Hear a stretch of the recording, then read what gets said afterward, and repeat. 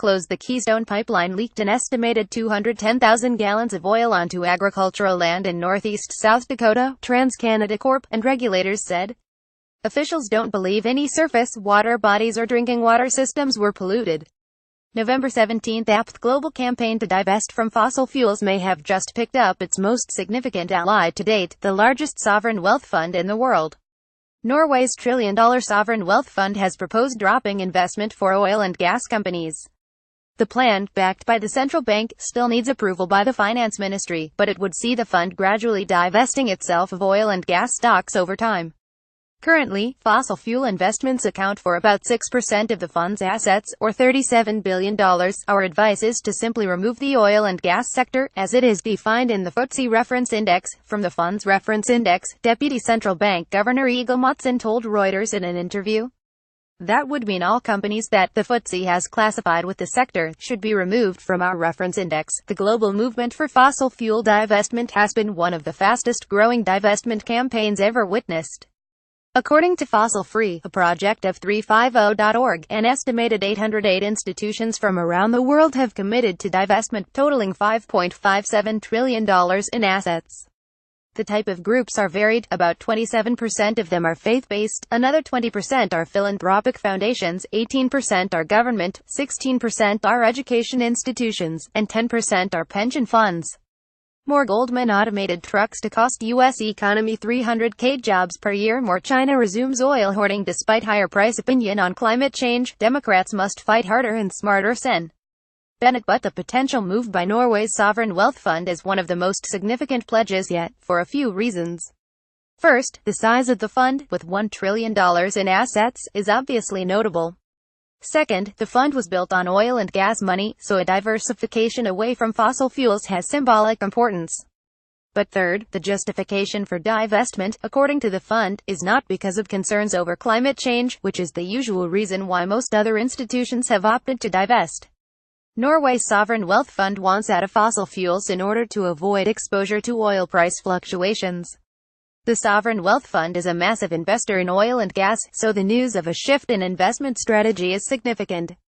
According to Reuters, Norway's sovereign wealth fund holds a 2.3% stake in Royal Dutch Shell, 1.7% stake in BP, 0.9% stake in Chevron and 0.8% of ExxonMobil. Close over 200,000 gallons of oil have spilled out of the Keystone pipeline in South Dakota. USA Today. But, as any energy investor would know, oil and gas stocks have been poor performers for the past few years.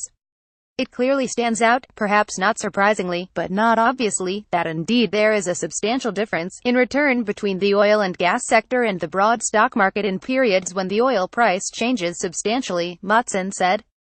Oil price exposure of the government's wealth position can be reduced by not having the fund invested in oil and gas stocks.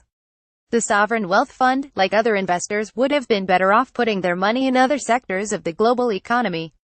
It isn't just the most recent downturn that Norway is worried about. Over the long term, peak oil demand looms. Pulling out of companies like Royal Dutch Shell and BP would make Norway's wealth less vulnerable to a permanent drop in oil and gas prices. According to the country's central bank, the APThe reported, the sovereign wealth fund is seeded with revenues generated from oil and gas sales, so it is already vulnerable to oil price fluctuations. Moreover, the Norwegian government owns a substantial portion of Statoil, making the country even more dependent on oil and gas revenues. One way to reduce the country's financial risk would be for the sovereign wealth fund to get out of the oil business. Close. Pink Petro has gotten support from large companies in the industry.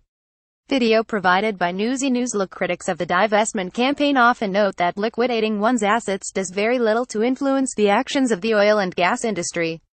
After all, even if divestment dragged down the valuation of an oil company, its share price would merely be discounted for opportunistic investors to up the asset on the cheap.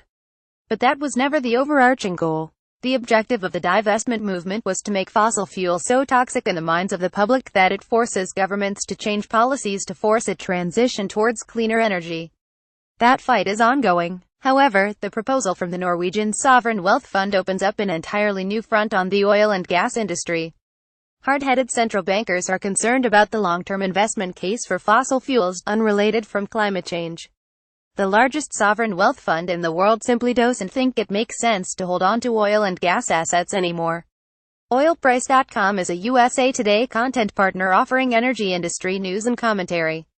Its content is produced independently of USA Today. More top reads from Oilprice.com. New battery design could crush Tesla. Oil tycoon slams EIA's over-optimistic shale forecast. Saudi Arabia's risky market share sacrifice. Royal Dutch Shell reported a near 50% rise in quarterly profits, driven by strong refining, while solid cash generation underscored the oil and gas company has adapted well to a world of low oil price. News. Look, reader, share this story. http://sussit.ly to mmkr8v